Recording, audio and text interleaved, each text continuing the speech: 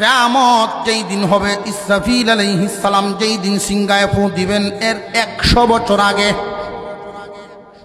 কতদিন আগে? 100 বছর আগে হঠাৎ করে সূর্য ওঠা বন্ধ হয়ে যাবে। আল্লাহু আকবার বলেন।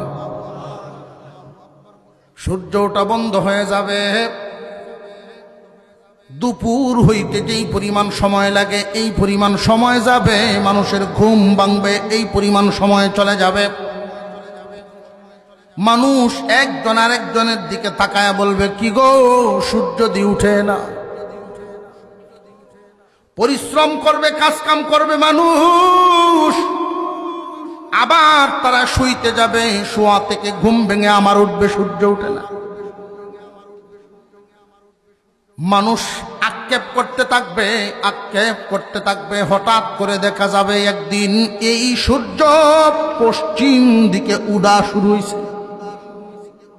ইসরাফিল আলাইহিস সালাম যেই মাত্র সিংহায় ফুৎকার দেওয়া শুরু করবেন, তৎকালীন সময়ের মানুষ কত ধরনের বাজনা শুনে অভ্যস্ত, কিন্তু এই এত মজার আওয়াজ জীবনে কোনোদিন শুনে নাই। মানুষ খুব আরামের সাথে গ্রহণ করবে। এই আওয়াজ শুনে যারা ঘুম থেকে উঠবে, তারা মনে করবে কতই না আরাম পাইতেছি। যে সমস্ত মানুষ হাওর থেকে শুনবে, দৌড়ায়া বাড়ির দিকে আসতে থাকবে, এই আওয়াজ কে দেয় গো, এত মজার আওয়াজ। সময় যত যাইতে থাকবে, ভলিউম তত বাড়তে থাকবে।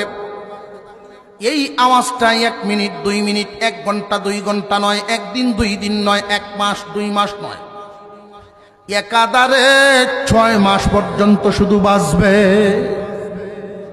বিশাল বিশাল পাহাড়, মাটির পাহাড়, চীনা মাটির পাহাড়, গারো পাহাড়, পাথরের পাহাড়, ওই সমস্ত যত বড় বড় পাহাড়, ওই পেরেকগুলোকে আল্লাহ ইসরাফিলের সিংহার আওয়াজের মাধ্যমে একটার সাথে আর একটার টাক্কর লাগাইবেন। তুলা দুনাইলে দেখবেন বালিশ বানান, লেপ তুষক বানান, তুলাগুলোকে আগে ধুনাইতে হয়নি না হয় না। তুলারে ফিটানোর পরে লক্ষ্য করে দেখবেন একটা দুইটা করে উড়াউড়ি করতেছে। এমত অবস্থায় মুহাদ্দিসিনে কেরাম, মুফাসসিরিনে কেরাম বলেন, আল্লাহ বলেন কাল ইহনিল মানফুস, ওই রকম তুলা হয়ে যাবে কিয়ামতের কঠিন ময়দানে। তুলা হয়ে যাবে ইসরাফিলের সিংহার আওয়াজের কারণে। পাহাড় আর পাহাড় থাকবে না, সব দুলা হয়ে যাইব।